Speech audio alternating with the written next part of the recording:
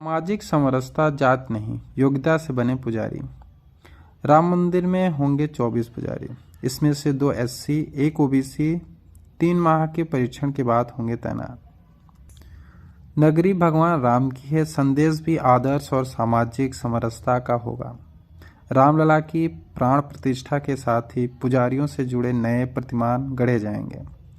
राम मंदिर के लिए पूरे देश से चुने गए 24 पुजारी प्रशिक्षण ले रहे हैं। इनमें से 2 अनुसूचित जात एससी, 1 पिछड़ा वर्ग ओबीसी से हैं। मंदिर की विग्रह पर पूजन के लिए राम मंदिर के महंत मिथिलेश नंदनी शरण और महंत सत्यनारायण दास पुरोहित और कर्मकांड का प्रशिक्षण दे रहे हैं। हालांकि पहली बार नहीं है जब किसी गैर ब्राह्मण को पुजारी नियुक्त किया गया है। राम मंदिर में इसके पूर्व मुख्य पुजारी अन्य पिछड़ा वर्ग से थे। दक्षिण भारत के मंदिरों की बात करें तो 70% पुजारी गैर ब्राह्मण हैं। शैव परंपरा के अखाड़ों में भी गैर ब्राह्मणों का ही वर्चस्व है।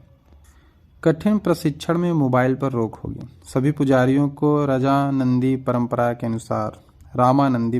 के अनुसार 3 महीने का प्रशिक्षण दिया जा रहा है। इस दौरान ये युवा गुरुकुल के नियमों का पालन कर रहे हैं। इनमें से न तो कोई मोबाइल का इस्तेमाल कर सकता है, न ही किसी बाहरी व्यक्ति से कोई संपर्क कर सकता है।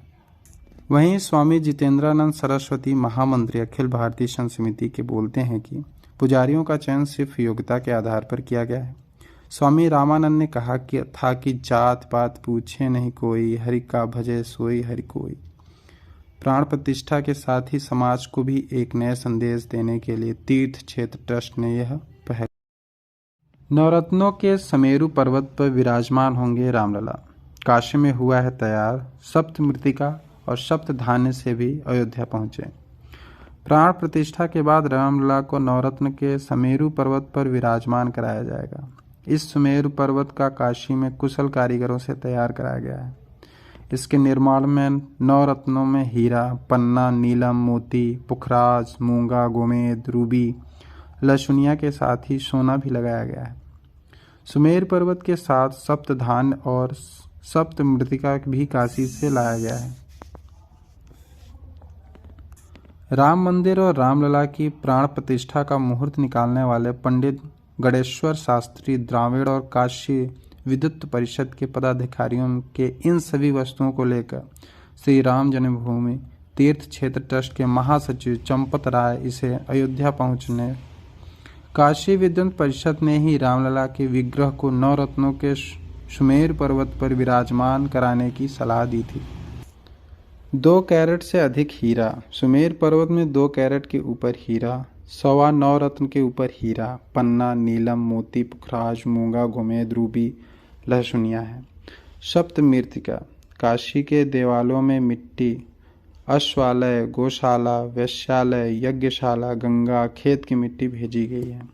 सप्त ध्यान में आते हैं सप्त ऋषियों के प्रतीक। सप्त ध्यान में जौ, तिल, चावल, मूंग, कंगनी, चना और गेहूं। वहीं पर प्राण प्रतिष्ठा के लिए पहुंची है सामग्री। रामलला के ननिहाल छत्तीसगढ़ से 3000 क्विंटल चावल भेजा जा रहा है।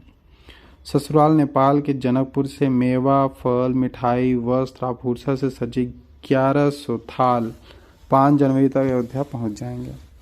120 किलो की घंटी। तमिलनाडु के नामक्कड़ से 42 घंटियां, एक का वजन 120 किलोग्राम है। एटा जिले में बना अष्टधातु का 21 किलो का 6 फुट ऊंचा और 5 फुट चौड़ा घंटा लाया जाएगा। गुजरात के बड़ोदरा से गाय के गोबर से तैयार 108 फुट लंबी अगरबत्ती आ रही है। नर्मदा, बेतवा, चंपल, ताप्ती, सतलुज, नेपाल की गंडक, इंद्रावती और सुनकोसी नदी का जल भी यदि आप प्रेम और खुशहाली चाहते हैं तो आपको भी प्रेम और हर्ष से भरी ऊर्जा का सृजन करना होगा। सकारात्मक भविष्य के लिए आपको अपनी ऊर्जा, विचार और भावनाओं को सकारात्मक रखना होगा। जो जैसा होता है वह वैसा ही आकर्षण करता है। आकर्षण के सिद्धांत को समझना ही अपने सपनों के अनुरूप जीवन जीने का आधार है। आकर्षण का सिद्धांत इस ब्रह्मांड का सबसे शक्तिशाली नियम है। गुरुत्वाकर्षण की तरह हम हमेशा प्रभावी और कार्यशील हैं। सरल शब्दों में आकर्षण का सिद्धांत कहता है कि आप जिस पर ध्यान केंद्रित करेंगे उसे ही आकर्षण करेंगे। जिस पर आप अपनी ऊर्जा लगाएंगे वही आपके पास वापस लौट कर आएगा। इसलिए यदि आप जीवन में अच्छी सकारात्मक चीज़ों पर ध्यान केंद्रित करते हैं तो आप स्वतः ही अधिक अच्छी और सकारात्मक चीज़ों को आकर्षित करेंगे। यदि आप कमियों और नकारात्मक पर ध्यान टिकाए रखेंगे तो वही लौटकर आपके जीवन में आएगी। आप हमेशा सृजन के चरण में होते हैं। हर दिन हर क्षण आप अपनी वास्तविकता का सृजन करते हैं। अपनी हर सोच के साथ आप अपने भविष्य का निर्माण करते हैं, या तो चेतन या तो अवचेतन में। इसलिए यदि आप अपने जीवन में बदलाव लाना चाहते हैं और स्वयं को एक अच्छे भविष्य के निर्माण के लिए तैयार करना चाहते हैं तो आपको आकर्षण के सिद्धांत में अपनी भूमिका समझनी होगी। यह कुछ इस तरह काम करता है कि जो जैसा होता है वो वैसा ही आकर्षण करता है। यदि आप उत्तेजित, उत्साहित, भावुक, सौभाग्यशाली, प्रसन्न, कृतज्ञ और संपन्न महसूस करते हैं तो सकारात्मक ऊर्जा का संचार करते हैं। लेकिन यदि आप ऊबे रहते हैं, चिंतित रहते हैं, तनाव में हैं, क्रोधित, दुखी होते हैं तो आप नकारात्मक ऊर्जा का संचार करते हैं। इसलिए आपको यह सुनिश्चित करना होगा कि आप लगातार वैसी ही ऊर्जा, विचार और भावनाओं का सृजन और संचार करें जो आपको आशावादी बनाए और जीवन को उन्नति की ओर ले जाए। आप अपने जीवन में जो कुछ चाहते हैं, आपकी ऊर्जा का सृजन भी उसके अनुरूप ही होना चाहिए। यदि आप प्रेम और खुशहाली चाहते हैं तो आप भी प्रेम और हर्ष से भरी ऊर्जा का सृजन करना होगा। सकारात्मक भविष्य के लिए आपको अपनी ऊर्जा, विचार, भावनाओं को सकारात्मक रखना होगा। हमेशा से अधिकतर लोग आपसे आसपास होने वाली घटनाओं और चीज़ों पर बिना सोचे समझे प्रतिक्रिया व्यक्त कर देते हैं, जिसके परिणाम स्वरूप वे क्रोधित, हताश, परेशान हो जाते हैं। इसलिए सकारात्मक परिणाम के लिए आपको सोच समझकर अधिक सकारात्मक रूप से प्रतिक्रिया देना सीखना होगा। एक बार जब आप आकर्षण का यह सिद्धांत समझ जाएंगे तो स्वेच्छा से सोच विचार कर एक बेहतर जीवन जीने की शुरुआत कर सकते हैं। आपके सामने जो परिस्थितियां आएंगी उन पर आप अलग अलग तरह से प्रतिक्रिया व्यक्त कर सकते हैं। आप अपने विचारों, भावनाओं को नियंत्रित कर अपने भविष्य के निर्माण में सोच समझ कर भागीदारी करने का फैसला कर सकते हैं। ब्रह्मांड में समान चीज़ें एक दूसरे को आकर्षित करती हैं। हम जैसे विचारों, भावनाओं को सृजन करेंगे वैसे ही हमें वापस मिलेगा। इसलिए हमें अपने विचारों, भावनाओं को नियंत्रित करना सीखना होगा। हम जो चाहते हैं उसके अनुरूप तालमेल बिठाना होगा और यह काम अपने जीवन की परिस्थितियों पर प्रतिक्रिया देने बजाय अनुकूल परिस्थिति बनाना सीख कर करना होगा। रामलला का मंदिर ऐसे ही दिव्य और भव्य नहीं कहा जा रहा है। 70 एकड़ में फैले विशाल मंदिर में 44 द्वार होंगे। इनमें से 18 द्वार दरवाजे से युक्त होंगे। इनमें भी 14 स्वर्ण जड़ित होंगे। 4 दरवाजे स्टोर के हैं जिन्हें वार्निश कर आकर्षण बनाया गया है। मंदिर के डिजाइन और निर्माण से जुड़े इंजीनियरों के मुताबिक भूतल पर लगने वाले दरवाजे लकड़ी के बने हैं, जिसे हैदराबाद की कंपनी ने तैयार किया है। राम मंदिर तक पहुंचने के लिए 3 पथ बनाए जा रहे हैं: राम जन्मभूमि पथ, भक्ति पथ और राम पथ। मगर सभी यात्रियों का प्रवेश एक ही द्वार से मिलेगा। मंदिर जितना भव्य तैयार किया जा रहा है, श्रद्धालुओं की सहूलियत का भी उतना ही ध्यान रखा जा रहा है। उनकी सहूलियत के लिए श्री राम जन्मभूमि तीर्थ क्षेत्र ट्रस्ट सुग्रीव किला के गेटवे को 2 के बगल में एक सुविधा केंद्र बनाया जा रहा है। राम मंदिर के लिए पहुंचे सुग्रीव किला।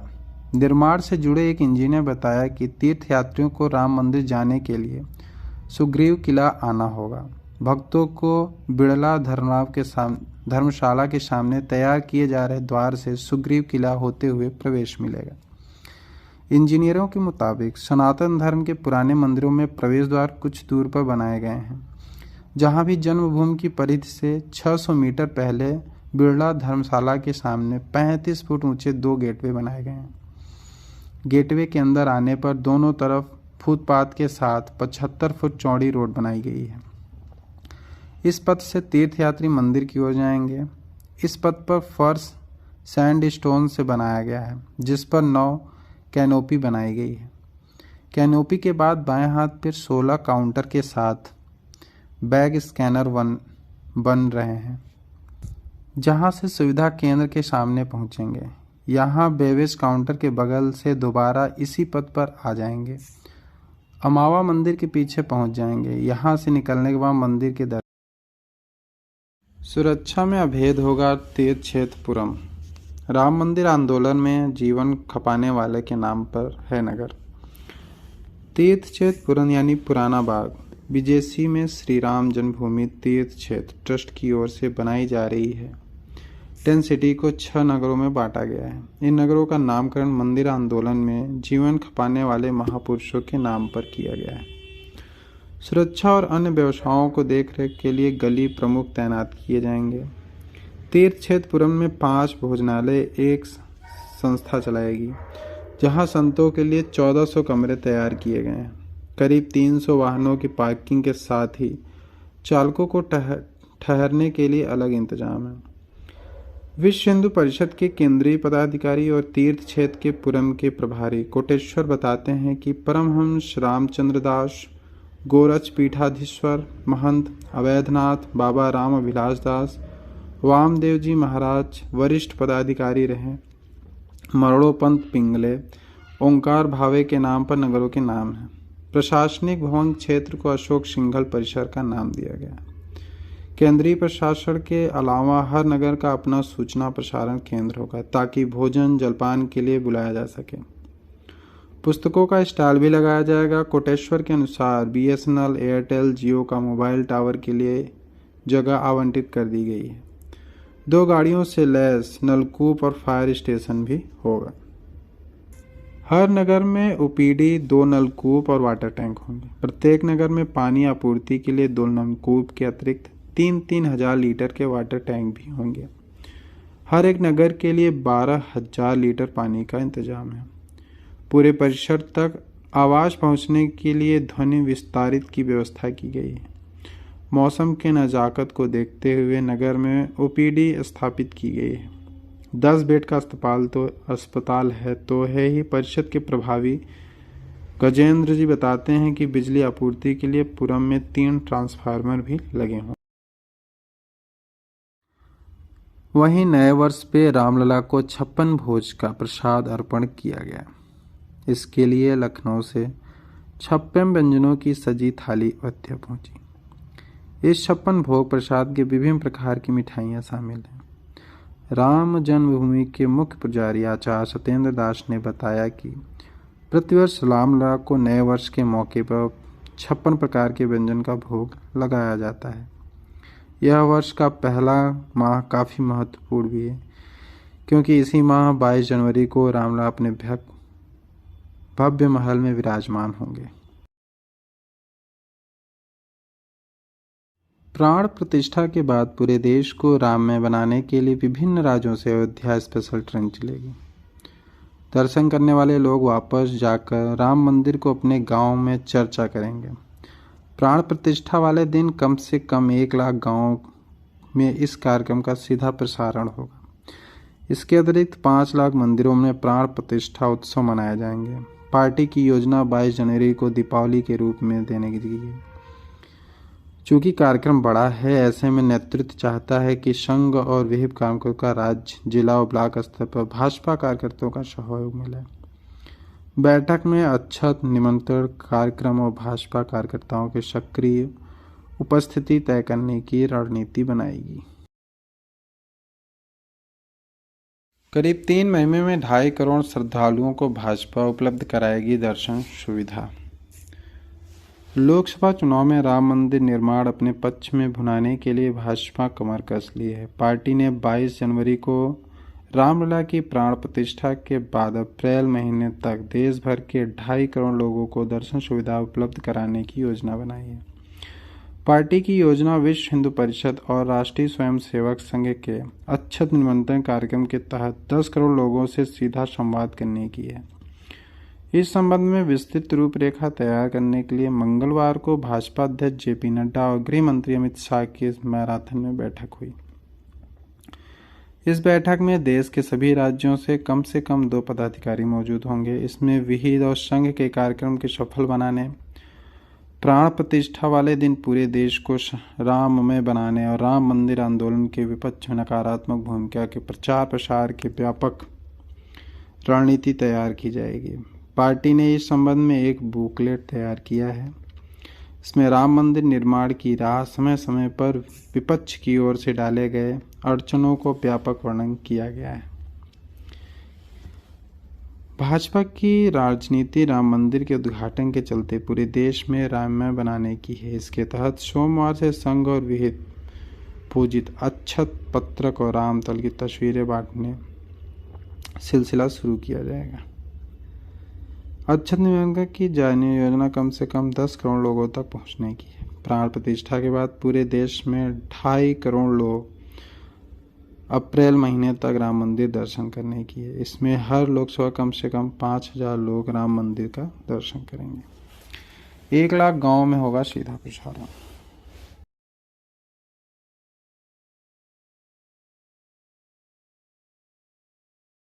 वहीं पर सरकारें टूरिज्म बढ़ाने के लिए अब एक दिन में करें बाबा विश्वनाथ और रामलला की दर्शन। जल्द शुरू होगी अयोध्या और काशी के बीच हेलीकॉप्टर सेवा। अब एक ही दिन में श्रद्धालु बाबा विश्वनाथ और रामलला के दर्शन कर सकेंगे। काशी और अयोध्या के बीच शुरू होने वाले हेलीकॉप्टर सेवा से यह संभव होने जा रहा है। इसकी शुरुआत श्री राम मंदिर प्राण प्रतिष्ठा के पहले होने की उम्मीद है। केदारनाथ, वैष्णो देवी और अन्य धार्मिक स्थल की तरह अयोध्या वाराणसी के बीच हेलीकॉप्टर सेवा शुरू किए जाने की तैयारी है। सूत्रों के मुताबिक इसके लिए वाराणसी में 3 और अयोध्या में 2 हेलीपैड तैयार किए गए हैं। वाराणसी में इमरजेंसी लैंडिंग के लिए एक अन्य हेलीपैड भी तैयार किया गया है। यात्रा में कुल 40 मिनट लगेंगे। अयोध्या से वाराणसी के बीच हेलीकॉप्टर से यात्रा में कुल 40 मिनट लगेंगे। सूत्र बताते हैं कि रामलला की प्राण प्रतिष्ठा से पहले प्रधानमंत्री मोदी वाराणसी जाना प्रस्तावित है। वह वहां नमो घाट के साथ ही हेलीपैड का भी लोकार्पण करेंगे। इसके साथ ही यह सेवा शुरू हो सकती है। इसकी तारीख 15 से 17 जनवरी के बीच चर्चा में है। अयोध्या या वाराणसी पहुंचे श्रद्धालु महज 4 से 5 घंटे में दूसरी नगरी में पहुंचकर दर्शन पूजन करके वापस लौट सकते हैं। 15 दिन के लिए शुरू हुई थी हेलीकॉप्टर सेवा। अयोध्या भ्रमण के लिए पिछले रामनवमी मेले के दौरान 15 दिन के लिए यह सेवा शुरू की गई थी। अयोध्या भ्रमण के लिए 3,000 रुपये खर्च करने होते थे। 8 मिनट में अयोध्या में राम मंदिर, माता शेरयू के साथ ही 3 श्रद्धालु आसमान से निहार कर सकते थे। अयोध्या को मिला इंटरनेशनल कोड। उड़ान के क्षेत्र में अयोध्या को अंतर्राष्ट्रीय पहचान भी मिल गई है।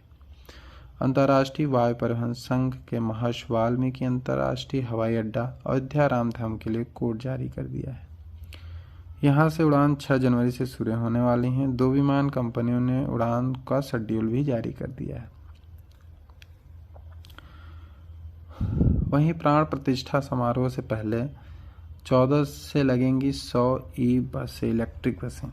रामलला के प्राण प्रतिष्ठा समारोह से पूर्व 14 जनवरी से अयोध्या में 100 इलेक्ट्रिक बस का संचालन हो जाएगा। चालक, परिचालक, सुपरवाइजर, तकनीकी स्टाफ समेत 400 अयोध्या कर्मी जाएंगे। 400 कर्मी अयोध्या जाएंगे। इनके ठहरने और भोजन आदि की व्यवस्था अयोध्या धाम बस स्टेशन में की जा रही है। यहीं पर चार्जिंग पॉइंट भी बनाया जाएगा। इन बसों का संचालन सलारपुर, शहादतगंज, एयरपोर्ट, हाईवे, रामपथ, धर्मपथ पर होगा। इसके अलावा Darshan Nagar, Katra, Ayodhya cantt railway station से भी ई बसों का संचालन किया जाएगा। यहाँ पर ट्रेनों के समय सारणी के अनुसार ही बसों का आवागमन किया जाएगा। जगह जगह पर यात्रियों के बैठने व उतरने के लिए नगर निगम के ने 24 स्थानों पर स्टॉपेज दिए हैं। हालांकि अभी रूट को लेकर असमंजस है। 3 जनवरी तक मार्ग निर्धारण कर लिया जाएगा। 24 स्थानों पर तय किए गएंगे स्टॉपेज। 3 जनवरी से तक कर लिया जाएगा मार्ग का।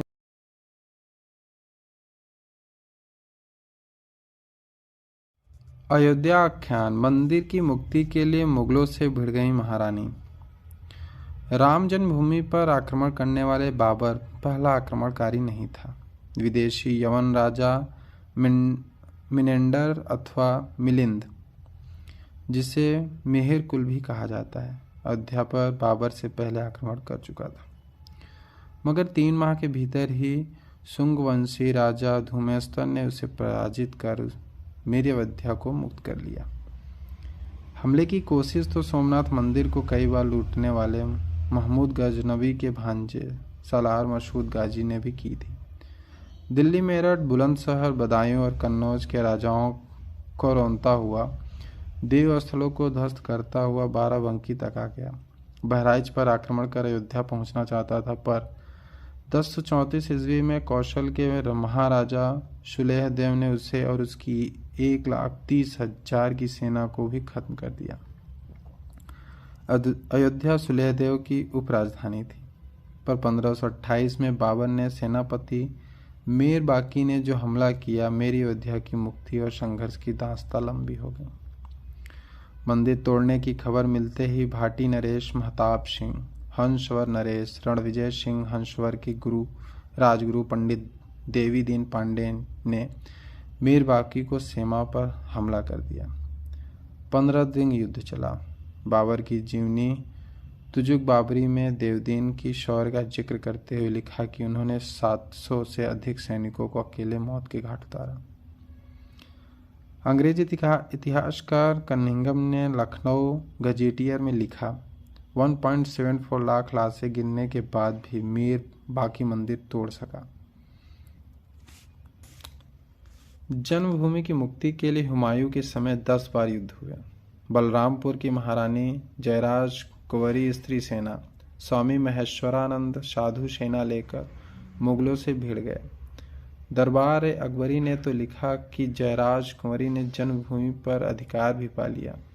बाद में हुमायूं की सेना ने फिर हमला कर दिया। दुर्भाग्य से दोनों वीरगति को प्राप्त हुए। अकबर के समय स्वामी महेश्वरानंद के बाद संघर्ष के बागडोर संभाली स्वामी बलरामाचार्य ने। मंदिर के लिए अकबर के कालखंड में 20 बार संघर्ष हुआ। सभी मुगल सेना तो कभी बलरामाचार्य के यहाँ अधिकार जमाया। आखिरकार बलरामाचार्य मारे गए। लोग आक्रोशित हो उठे। उन्हें शांत करने के लिए बीरबल टोर मडोल की सलाह पर अकबर ने बाबरी मस्जिद के सामने एक चबूतरे पर एक छोटा सा राम मंदिर बनाने की इजाज़त दे दी। यह हुक्म दे दिया कि हिंदुओं की पूजा पाठ में कोई बाधा न डाली जाए। बाद में औरंगजेब ने सत्ता संभाली तो संघर्ष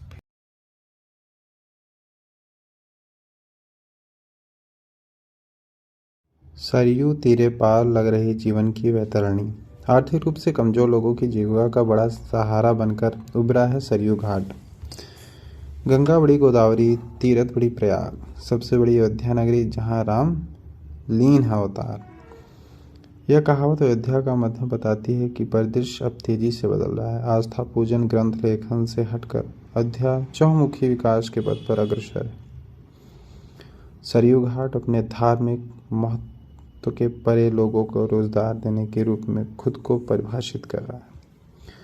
5 साल पहले तक सरयू घाट पर रोजाना 200 लोग के हाथों में रोजगार नहीं था।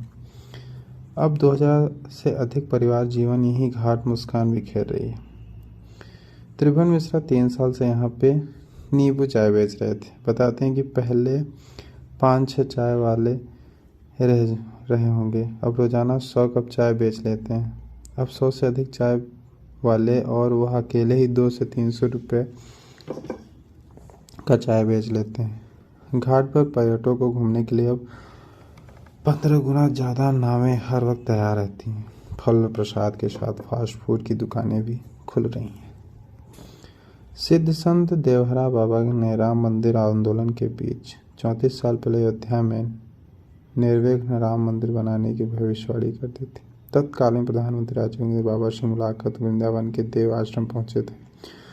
वह वहां 2 घंटे तक रहे और मचान पर बैठे देवरा बाबा से बातचीत कर आशीर्वाद लिया। उसी वार्ता के बाद राजीव गांधी राम मंदिर के शिलान्यास पर सहमत हो गए थे। हालांकि तत्कालीन मुख्यमंत्री नारायण दत्त तिवारी इसके विरोध में थे। अमर उजाला के पुराने पन्नों के तत्कालीन प्रधानमंत्री राजीव गांधी की यह मुलाकात दर्ज थी। 34 साल पहले 6 नवंबर 1989 को तत्कालीन प्रधानमंत्री राजीव गांधी सुबह 8:40 पर ही विशेष विमान से वृंदावन के देवरा बाबा से मिलने पहुंचे थे। उनके साथ विदेश राज नटवर सिंह, तत्कालीन गृहमंत्री बूटा सिंह, मुख्यमंत्री नारायण तिवारी भी थे। देवरा बाबा के आश्रम में सबसे पहले गृहमंत्री बूटा सिंह पहुंचे। उनके 10 मिनट बाद ही राजीव गांधी आए। देवरा बाबा राम मंदिर निर्माण का सर्वसहमति से रास्ता निकालना चाहते थे और संतों की ओर से उन्हें राजीव गांधी ने कहा था कि राम मंदिर निर्विघ्न बनेगा। किसी के 2 बैल तो किसी की निशानी है 2 गिलास पानी। सरयू तट पर तीर्थ पुरोहित निभा रहे पीढ़ियों की परंपरा। वाराणसी, अवधपुरी ममपुर सुहावनी, उत्तर दिश सरयू पावनी। मानस की चौपाई में सरयू नदी को अयोध्या जी की पहचान का प्रमुख प्रतीक बताया गया है। ऐसे सरयू तट पर बसने वाले तीर्थ पुरोहित को भी अपनी अलग ही पहचान है। या तो जजमान को पता है या फिर तीर्थ पुरोहितों को। पीढ़ियों से चले आ रहे निशान पर पीढ़ी से दूसरी पीढ़ियां स्थानांतरित होते रहते हैं।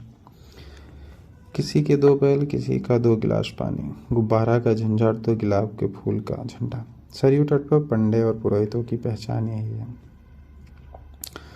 जजमानों को पता है कि उन्हें किस निशान वाले पुरोहित के पास जाना है। कच्चे और पक्के घाट मिलाकर लगभग 500 से अधिक ऐसे निशान वाले झंडे और पुरोहित हैं। गुप्तार घाट, स्वर्गद्वार, लक्ष्मण घाट, राजघाट, राम घाट, जानकी घाट और नया घाट पर चौकियों पर लटके हुए निशान अपनी पहचान बता देते हैं। लक्ष्मण घाट से लेकर संत तुलसीदास घाट तक तीर्थ पुरोहित श्रद्धालुओं को पूजन अर्चन गोदान कराकर अपना जीवन यापन करते हैं। तीर्थ पुरोहित राम मिलन पांडे का कहना है कि 3 पीढ़ियों से 2 गुब्बारों का झंडा उनका निशान है। साल में पड़ने वाले 15 पूर्णिमा और 13 पर स्नान के लिए जजमान आते हैं तो पूरा इंतजाम किया जाता है। निशान से जजमान अपने पुरोहित को पहचान जाते हैं तो हमारी चौकी पर ही आते हैं। अनिल पांडे का कहना है कि गया में पिंडदान, काशी में रुद्राभिषेक व जलाभिषेक का महत्व, उसी तरह अयोध्या में गौदान का महत्ता शास्त्रों की वर्णित। अयोध्या सरयू नदी के बाएं तट पर स्थित है। रामायण के अनुसार श्री राम जी इसी नदी में जल समाधि ली थी, सरयू में। ठीक है। मानता है कि कैलाश पर्वत से लोक पावन सरयू निकलती हैं। वामन पुराण के 13वें, ब्रह्म पुराण के 19वें और वायु पुराण के 49वें अध्याय में गंगा, यमुना, गोमती, सरयू, शारदा नदी का हिमालय से प्रवाहित होना बताया गया है। सरयू स्नान की महत्ता शास्त्रों में। मूर्ति हटाने पर रोक, पूजा दर्शन में मिली गई इजाजत। रामलला प्रकट हुआ उन्हें 22-23 दिसंबर 1949 की मध्यरात्रि मेरे जल में स्नान करने वाले साधु ने रखा। यह आपकी विवेक पर छोड़ती हूँ। मैं अपनी दृष्टि घटनाक्रम पर ही केंद्रित करना चाहता हूँ। प्रधानमंत्री नेहरू जी नाराजगी के बावजूद मूर्ति नहीं हट पाई। प्रशासन ने पूरे परिसर की सील पर अटैच कर लिया। रिसीवर नियुक्त कर पूजा पाठ शुरू कर दी गई। रिसीवर नियुक्त होने के बाद अयोध्या में जहूर वक्त और अनीस रहमान ने प्रशासन से संबंधित स्थल पर नमाज पढ़ने की सुविधा और सुरक्षा मांगी। उसी बीच गोपाल सिंह विशारद नाम की एक श्रद्धालु ने जनवरी 1950 में फैजाबाद जिला न्यायालय में जहूर बख्श समेत अन्य तत्कालीन जिला प्रशासन के खिलाफ केस कर श्रद्धालुओं को राम जन्मभूमि की विराजित रामलला के दर्शन पूजन से रोकने का आरोप लगाया। जहूर बख्श प्रशासन तथा पुलिस के हस्तक्षेप को अधिकारों का हनन बताते हुए निर्बाध दर्शन पूजन के अधिकार की मांग की। आशंका जताई कि दूसरे पक्ष के दबाव में प्रशासन रामलला की मूर्ति हटा सकता है। विवादित स्थल को लेकर विशारद का केस आज़ाद भारत का पहला मुकदमा था। सिविल जज फैजाबाद के 16 जनवरी 1950 को जिला प्रशासन को आदेश दिया कि सुरक्षित दर्शन की व्यवस्था की जाए। न्यायालय ने मूर्ति हटाने पर भी रोक लगा दी। इसके खिलाफ जिला न्यायालय की अदालत में अपील हुई। जिला जज ने भी सिविल जज का आदेश बरकरार रखा। हालांकि तब तक संबंधित स्थान पर सरकार के निर्देश पर स्थानीय प्रशासन ने लोहे का सिक्चा लगवाकर ताला लगवा दिया। सिक्चों के एक दरवाजे को खोलकर पुजारी अंदर जाकर रामलला की पूजा अर्चना करने लगे। विशारद के मुकदमे न्यायालय ने आदेश के श्रद्धालुओं को दर्शन की इजाज़त मिल गई। दोनों वक्त पूजा, भोग लगने, नमाज पर रोक लग गई। विशारद मुकदमे में जिला न्यायालय के आदेश के विरुद्ध में अनिसुर रहमान ने उच्च न्यायालय इलाहाबाद में अपील की। हाईकोर्ट ने 30 मई 1950 को उसकी अपील खारिज कर जिला न्यायालय का आदेश बहाल कहा। उधर श्री राम जन्मभूमि मुक्ति आंदोलन ने मुख्य किराएदार रामचंद्र परमहंस ने 5 दिसंबर 1950 को जिला न्यायालय में दूसरा केस दायर कर विवादित परिषद को श्री राम जन्म स्थान बताते हुए हिंदुओं को सौंपने की गुहार लगाई। कोर्ट ने इसे विरासत वाले केस के साथ जोड़कर सुनवाई शुरू कर दी। 1955 तक ये केस जिला अदालत के अनिर्णित पड़े रहे। एक अपील पर हाईकोर्ट ने 1955 में रामलला के पूजन के अधिकार पर मुहर लगाते हुए जिला न्यायालय को विशारद तथा परमहंस के मुकदमों को साथ आज़ादी के पहले दायर रघुवर दास और दूसरे पक्ष दाखिल मुकदमों के अंतिम निर्णय देने का निर्देश दे दिया। 22 जनवरी को रामलला विराजमान होंगे। इसके लिए रामनगरी को बहुत बेहतरीन तरीके से सजाया जा रहा है। सुर्खी चूना दाल से पुराने वैभव में लौट रहे हैं 33 मठ मंदिर। अयोध्या की बात करें तो सुग्रीव किला, सीता कुंड, भरत कुंड, लक्ष्मी सागर, दशरथ समाधि स्थल, जानकी महल, गुरुद्वार, ऋषिदेव मंदिर, जन्मेजय कुंड, दंत धावन कुंड समेत 37 मठ मंदिरों का वैभव लौटाया जा रहा है। ये मंदिर स्थापत्य कला के बेजोड़ नमूने हैं, इसलिए इन्हें सैकड़ों साल पुरानी पद्धति से लखौरी ईंटों की सुर्खी चूना दाल के मिश्रण से जुड़ाई से संवारा जा रहा है। मंदिरों में फसाड सोलर लाइट भी लगाई जाएगी, जिससे रात का नज़ारा अद्भुत दिखता है। पर्यटन विशेषज्ञ सचिव अश्विनी पांडे ने बताया कि 80% कार्य जो है वो पूरा हो चुका है। प्राण प्रतिष्ठा से पहले सभी मंदिरों को संभाल लिया जाएगा। वर्ल्ड हेरिटेज सिटी के रूप में चिन्हित करने वाले 10 मानक मानव रचनात्मक का उत्कृष्ट प्रतिनिधित्व होना चाहिए। वास्तुकला एवं स्मारकों के निहित मानव मूल्य, सांस्कृतिक परंपरा की प्राचीनता और निरंतरता, भूदृश्य और वास्तु की उत्कृष्टता, परंपरागत निवास स्थल होना चाहिए, सांस्कृतिक उत्तरजीविता होना चाहिए, जीवंत परंपरा और मूर्त धरोहर होना चाहिए, प्राकृतिक सुंदरता भी होनी चाहिए, पारिस्थितिक जैव विविधता भी होना चाहिए। राम लला की प्राण प्रतिष्ठा कार्यक्रम से पूर्व इन सभी ऐतिहासिक मंदिरों को बाहरी स्वरूप की पूरी तरह से तैयार हो जाएगा। हमने पुरानी पद्धति से काम किया है ताकि वास्तुकला संरक्षण में पुराने चित्रों का उसी स्वरूप में लाया जैसे कि वह सैकड़ों वर्ष पहले थे। कई मंदिरों में 80% का काम पूरा हो चुका है। अगले 4 महीने में 100% कार्य पूरा हो जाएगा।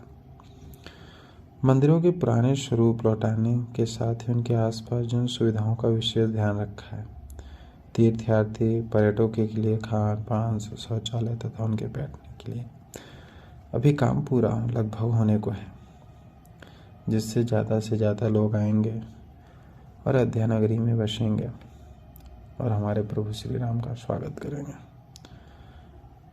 प्रभु आएंगे तो शिष्य क्यों नहीं आएंगे? प्रभु के बुलाने पे शिष्य नंगे पांव दौड़ते आता है। 22 जनवरी को पूरे देश को में एक बार फिर से दिवाली मनाई जाएगी। हमारे प्रभु श्री राम आएंगे। उनके स्वागत में कोई भी कमी नहीं रखनी चाहिए। सब लोग दीप जलाएंगे और उस दीप के लिए प्रभु श्री राम का स्वागत करेंगे, दिल से खुशियाँ मनाएंगे, दिल बार खुशियाँ मनाएंगे और प्रभु श्री राम के चरणों में सदा सदा के लिए समर्पित हो जाएंगे। प्रभु आएंगे तो सबका कल्याण करेंगे। सबके दुख हरेंगे और सबका जीवन सुखमय कर देंगे।